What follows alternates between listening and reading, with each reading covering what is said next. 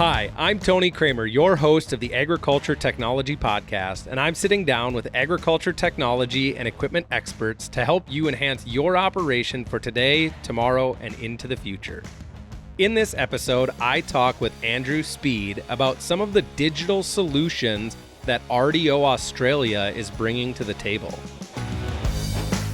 With that, let's dive into the show. As I mentioned, we have an episode here with RDO Australia. Andrew Speed was gracious enough to join us, taking some time out of his day to talk about some of the unique digital solutions that RDO Australia is bringing to the table for our customers and the ag industry within Australia.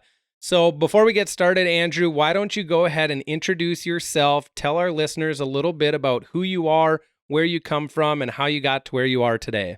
Well, thanks for having me on your podcast. I guess I'm just going back a bit here, probably giving my age away, but after I left school and ag college in the late 80s, I went home on our family grain and cotton farm on the black soil plains of the Darling Downs in Queensland, Australia. Spent 22 years farming with the family.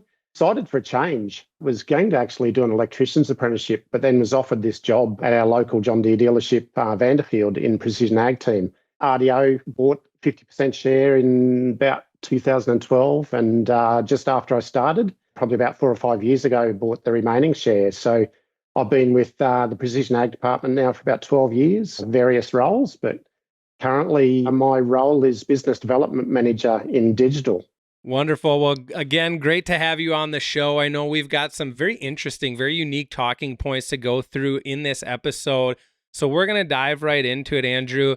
I found what you guys are doing in the cotton industry very, very unique and helpful to the cotton industry in general. So let's talk a little bit about how that has progressed over the years from not being able to track anything or the traditional way that growers would track cotton to what they're doing today, and how we as RDO Australia, as well as other John Deere dealers around the world, are able to provide solutions with tracking the cotton and everything they do there. So give us a little history on the cotton. I guess, the Australian cotton industry has certainly probably been the responsible industry for a huge uptake of data. As a previous cotton grower, when we first got round bale cotton pickers, now they've been around for probably, 15, 16 years, we had to go around every round bale and with a permanent marker write our grower number on that bale. And then we started getting these sticker books where you'd go around and put a sticker with your grower number on the round bale. With John Deere technology, they brought in this application controller. It was called Harvest ID Cotton. In the screen, it created a text file that recorded all the information. So every wrap of the round bale has an RFID number tag in it, and there's an RFID reader on the cotton picker. So, basically just with progression, we've created this text file that has the lat and long, the client farm field, and all that information, the serial number of the machine and all that. So that was initially on the 7760s, and these days with the newer CP cotton pickers, there's now weight and moisture content and all that added into that file. That file, you used to then pull it off the screen with the USB and email it to the cotton gin. But probably about 8 or 9 years ago, we worked with one of the cotton ginners, Louis Dreyfus Cotton. They own 3 gins in Australia and soon to be more. They created an API to go into the op center. And basically, if a grower is partnered with their account through the normal partnership deal in the op center, the Louis Dreyfus computers basically at cotton picking time go into the op center account of the grower and just pull all that data down automatically. So just logistically, it just saves a stack of work. It's just an automatic process. Their computer systems now know what bales have been produced on a farm and what bales are about to come into the gin yard. So they can now see, what the moisture content is of those bales. When a truck rolls into the cotton gin over the weighbridge, they also have RFID readers, so they know exactly which bales are on the truck. And, if there's a wet bale, they might want to stage them in the gin yard somewhere else, for fire risk, or they might want to gin them first. And so, it's just really changed the logistics of that industry. In cotton, the tracking of the bales, the modules, whatever it is it's very specific. They want to know where they were coming from, the growers. Like you said, when back prior to all of this data collection, you were writing your grower number on the side of that cotton bale. So really adds to kind of smooth transition of moving from field to gin to processing, being able to collect that data. I find it really cool that you talk 8 to 9 years ago, partnering with a cotton gin to create that API within the John Deere Operations Center for them to now pull that data. You and I are well aware that there's APIs, tons of API solutions out there within the John Deere Operations Center. For this one to be in cotton and to have been created that 8 or 9 years ago is great to hear. Now, I know you guys are kind of just starting to work on another solution that's going to kind of be another cotton grower software solution out there in partnership or through John Deere dealers. Tell us a little bit about that solution.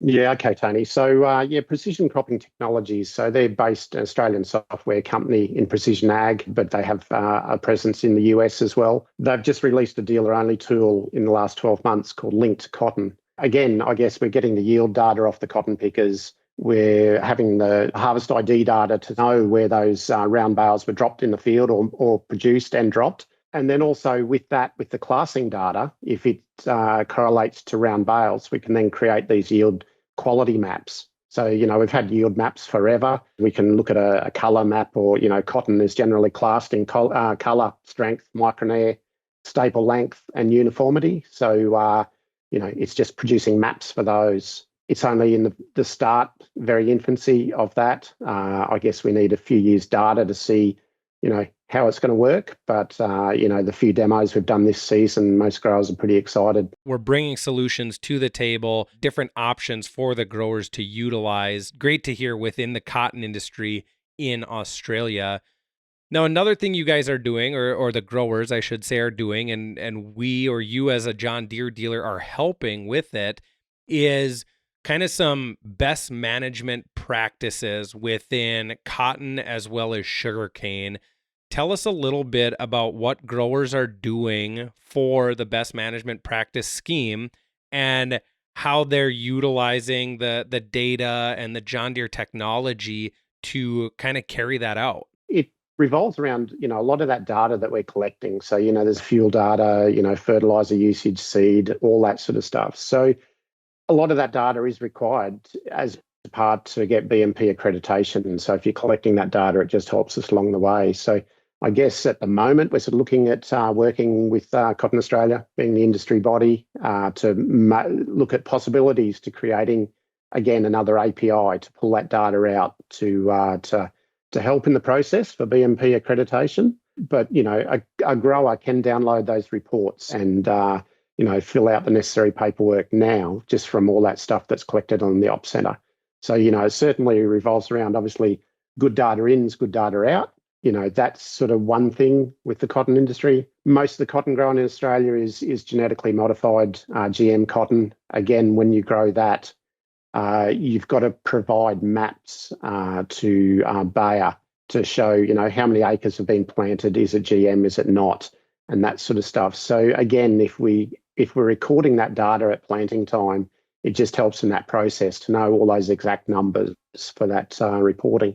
Similarly, in the cotton industry, they have a BMP program. Now, most of the sugarcane is grown up the east coast of Queensland and New South Wales, and that's the east coast of Queensland's in the catchment for the Great Barrier Reef. Governments have put certain caps on the amount of fertiliser that can be used basically to stop runoff making it to the reef.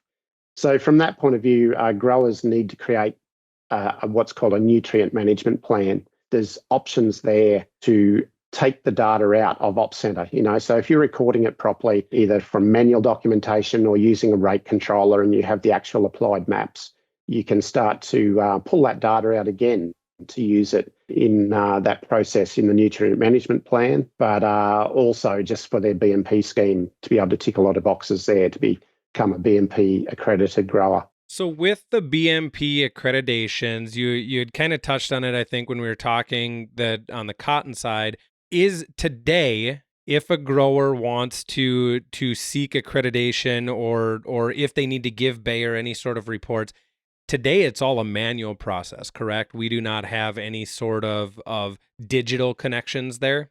No digital connections currently from cotton with Bayer. We're sort of in talks with them to see how we can sort of maybe create an API to be able to get that data out. At the moment, a grower can either print out a map and the data there, or again, our agronomists and ag retailers can actually produce maps, just shapefile maps with some other software and present that to Bayer to sort of tick the boxes. But it is definitely at this stage a manual process. Would love to automate it. I was going to say, I would assume that the Australian growers would love to see this ball continue to roll forward to make that API connection. The more of these digital connections we can have, the easier it is with the flow of data and getting it to where we want to get it. I guess that's why, the Op Center is an open platform. There's that whole website developed with Deere to create APIs. So, we can pull data in and push data back as well. So, all that data, there is lots of it collected these days. Obviously, from John Deere's point of view, the owner of the machine owns the data, and there's a whole lot of data privacy issues. But, we cover all those off, and a grower only will partner with a certain person, and with all that in mind with data privacy. So it's all pretty well protected. Yeah, you bring up a really good point that, the operations center being open platform, and this isn't just Australian agriculture. This is around the world. We have it in the United States too, but anybody, any software company, whether they're inside agriculture or not, they can create that website you mentioned, developwithdeere.com. These companies, software companies, can create programs to connect digitally with the operations center.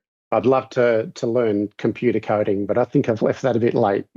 It would be fantastic. There's so many opportunities there for different little solutions. So let's move on. So another piece, so we bring up the operations center and the connections and working with our growers, our customers, but you guys are also working with mutual kind of ag retailers, where you and the local ag retailers have obviously mutual customers. What is RDO Australia doing to kind of help bridge that gap between the growers, the retailers, the John Deere dealer? What are you guys doing to help continue move that forward with digital agriculture?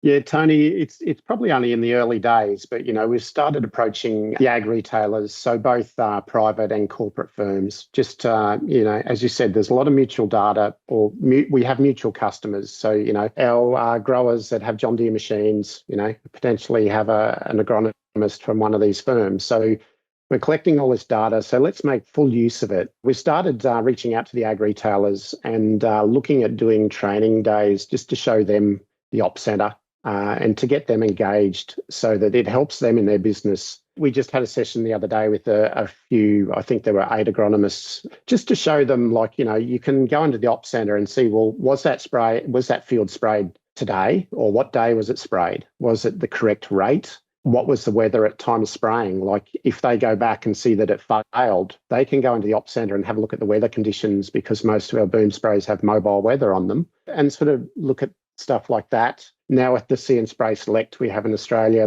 you look at the actual weed maps. So is there a patch of the field, an area of the field that they may need to look at more because they can see there's been a heavier concentration of spray on that area? There's just so much data in there that, we just want to show those agronomists what there is available and how it can help their business, which will then in turn help the grower.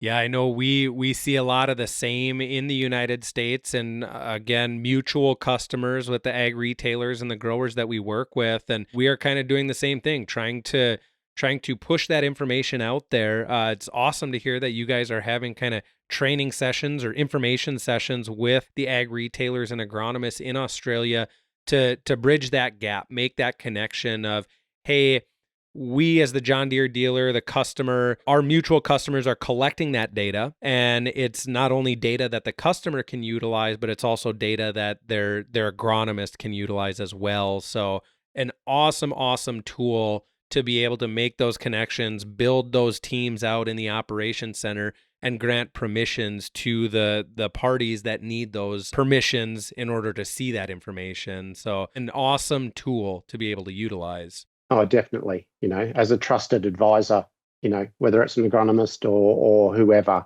it's partnered, data privacy, it ticks all the boxes. You guys have recently kind of gotten into the Grain Research Development Corporation down in Australia has forwarded some money or put some money down to really, engage the adoption of technology. Tell us a little bit about that program and what you guys at RDO Australia have going on looking into the future here. Yeah, the GRDC, Grain Research Development Corporation, a grower body, government funded. Yeah, we've just recently become a part of a project they've got called Grain Automate. Basically, it's pathway to autonomy. So over the next 2 years, we're just doing a few things which go from demonstrations to trial work, as well as holding some training sessions. This winter crop season, which is pretty well just wound up, we've had a couple of the new combines with predictive ground speed automation. So Australia got 10 of those LPBs this year, and we've been running 2. So just trying to do some trials, collecting some data. So the project is all about just getting growers ready for autonomy. So we know it's coming. Let's get our boundaries, our digital twin or our boundaries and everything set up in the ops center. But also let's demonstrate and through demos and trials that this technology can do just as good a job as existing gear. It's going to keep us busy, very busy for the next 12 months or actually 2 years with different things like that. The road or pathway to autonomy, being able to utilize the technologies that are out there, preparing ourselves for autonomy and automation in the future. It's great to hear that you guys have a project revolving around, the technology demos and trainings and whatever kind of ways you guys will carry this out. But it's cool to hear that there is an elevated focus on all of that with funding and partners and all of that stuff. Yeah, that's right. So, a lot of that technology, whether it's machine sync or turn automation, it's coming in base in machines these days. So we need to demonstrate that it works well and how it works so that customers have faith in it and will turn it on and use it. Well, Andrew, I just want to thank you for taking the time out of your day to talk with me about some of the digital solutions you guys are offering or bringing to the table within Australian agriculture, whether it be that cotton solution, getting the cotton tracking and logistics kind of digitalized, or it's partnering with the ag retailers down there in Australia. I know you guys are putting in a lot of hard work and doing a lot of great things for Australian agriculture and the growers that you guys work with. So thanks again for talking with me today. Really appreciate it. Yeah, well, thanks for having me, Tony. Please take a moment to subscribe to this podcast if you haven't already. You can subscribe to the show on the many different podcasting apps that we're streaming this out to, such as Apple, Google, Spotify, as well as many others. While you're out there, drop us a review. We'd love to hear what you think about the show. Lastly, make sure to follow RDO Equipment Company on Facebook, Instagram, and X, and also catch our latest videos on YouTube. You can also follow me on X at RDO Tony K.